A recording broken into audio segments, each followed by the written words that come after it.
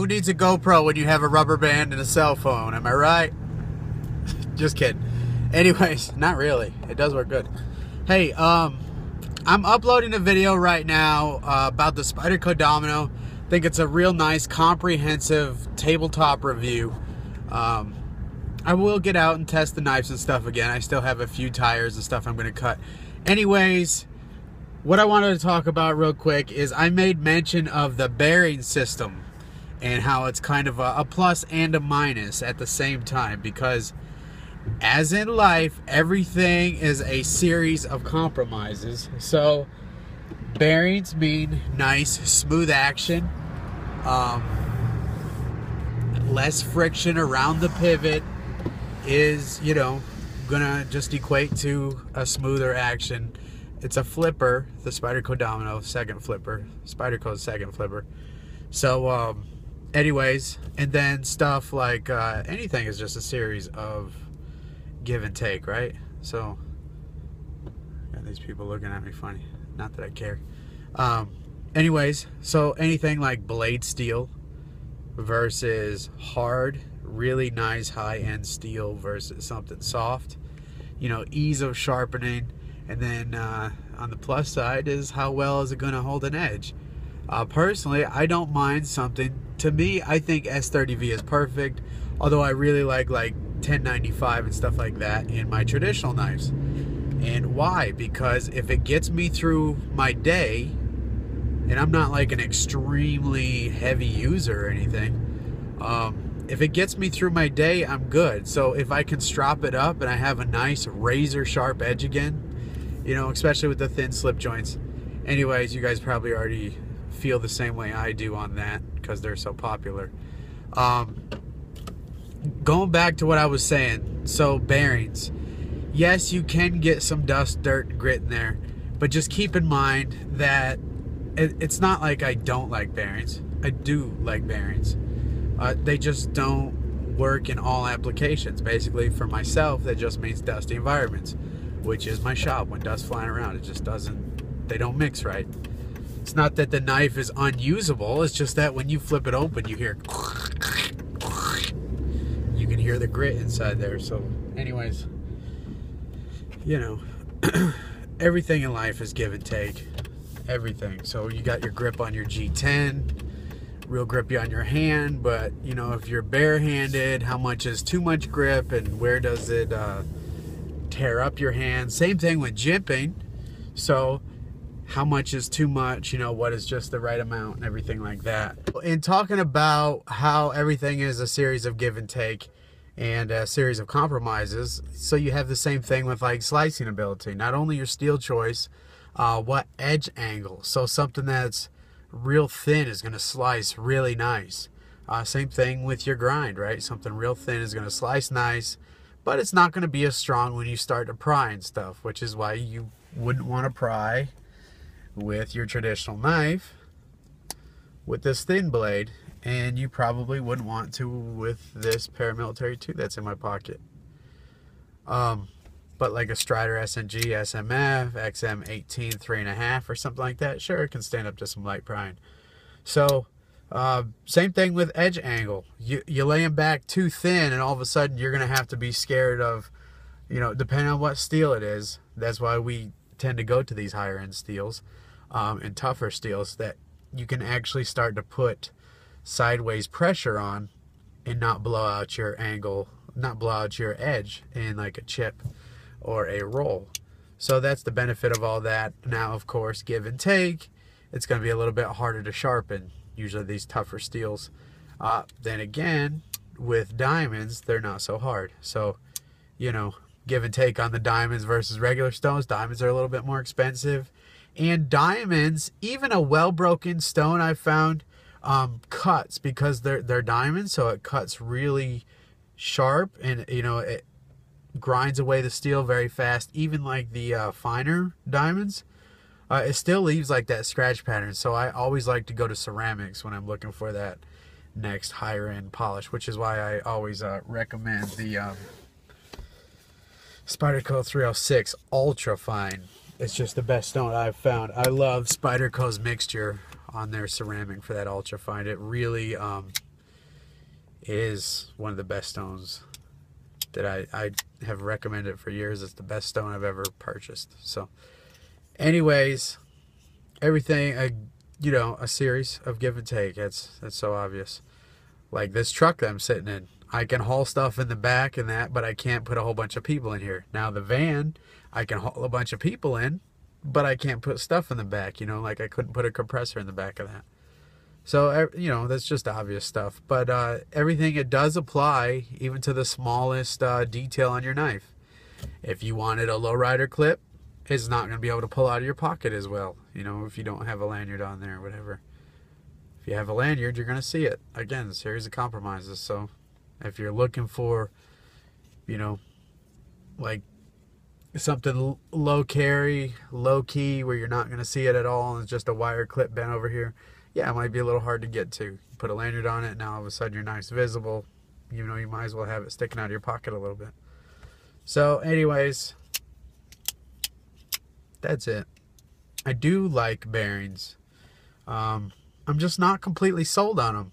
Why? Well, I just don't think they've really proven themselves yet in knife applications. I think there's going to be a better way invented that hasn't been done yet. Some way to seal that bearing system more so than they are right now. Because right now, I'll tell you just the honest truth. Loose bearings around your pivot, like the IKBS, true IKBS is like loose. It's like actually a row milled into the blade. And it's like loose bearings set inside your pivot. They work nice. I'm not going to say that they don't. That's very obvious. They do. But they are a nightmare to take apart. The caged bearing really takes away all that. So it's not that hard. Like on the Spyderco Domino review I just did, it's not that hard to take off the 4 screws off just the top, pull it off. You know, from there the knife will all the way disassemble. You can rinse out the bearings, put it back in. But here's another thing. A series of compromises. We'll stay with that theme. I wish I had my Domino with me. But anyways, the Domino is a nice, thin, full flat, leaf-shaped blade. This is not a Domino. I know that. I don't need to hear any comments about it. But the Domino is a slicing knife. That is not made to go prying, stuff like that. Now, why am I saying that is because I don't know, and it's all complete theory and running through the situations, you know, in a hypothetical mindset, but I almost wonder, is it as strong laterally? So if you were to start prying with some of these knives with bearings, because there's not as much surface area on the actual blade, you know, does that round off your bearings? Does it create a flat spot in that ball bearing where now every time you spin it, it's not spinning right? Also, what are the steel what's the steel for the ball bearings? Are they hardened steels in the bearings? I imagine they are. So is that harder than the blade, and will that wear a track in the blade, or is it softer than the blade? If it's softer, will it get those flat spots if you put any kind of lateral force on it and try to, you know, pry or do something silly with it? I don't know. I think all that's the stuff that will shake out over time. And like, what about pocket lint? Because all you gotta do is reach in your pocket and feel around on the bottom of your, there's usually some sand and grit in there. Just, I don't know how it gets there. It just does. Especially you work in some dusty shop. And I know a lot of guys out there who need a knife are possibly, you know, out there using their knives outside. Outside means dirt. Dirt means grit and can possibly get inside your bearings. So I'm not 100% sold on them, but I'm not turned off by them either. Just know, you know, it's a serious give and take. I just felt like I had to post this video. And for one, it's something I've been wanting to talk about for a while. Even like edge angles. You lay it back, it's going to slice thin. Obviously, thicker edge is going to hold an edge a little bit better because there's not going to be so much damage to that edge because there's more steel behind the cutting edge, which means it's a stronger edge. That's the whole, you know, hobby behind what angle do you sharpen your knife at. I think it's individual preferences. What do you guys do with your knives? Are you out cutting wood, making feathering sticks where you're really reaming down and really putting a lot of stress on the edge, or are you just slicing? If you're just slicing a lot of cardboard and you're not really twisting in the cut and stuff, you can go pretty lean. And with these super steels, I think you can go a lot leaner than you probably think. And what I mean, give an angle, gosh, probably 15, 14, 13 if you really want to push it on like a nice, maybe like a 204P, or maybe your M4, your S90V. And again, just like I said, as all series compromises different steels, like S90V has really large carbides in it. The bonus is it's going to hold its edge really well. The drawback that I found was it doesn't really polish that well, and it doesn't develop as keen of an edge, if that makes sense. Where something like M4, where it's a tool steel, M4 is not stainless, so it takes on a patina, which is kind of neat if you dig that sort of thing. But because it's a finely grained steel, it takes an incredibly sharp edge. And you know, what I've found is those fine grained steels that take an incredibly sharp edge are usually steels that respond really well to strops. And personally, I love going to the strop more than I love going to the stone. It's just better for me for upkeep. I can keep 2 strops, you know, one with, gosh, I'm going to forget the micron that I've loaded it with. Anyways, 2 different microns, one, you know, finer, one a little coarse, and just a few strops at the end of the day or whenever I feel it's getting dull. Now, I don't strop every day, but I'd say at least once a week. So yeah, we went around and around in circles.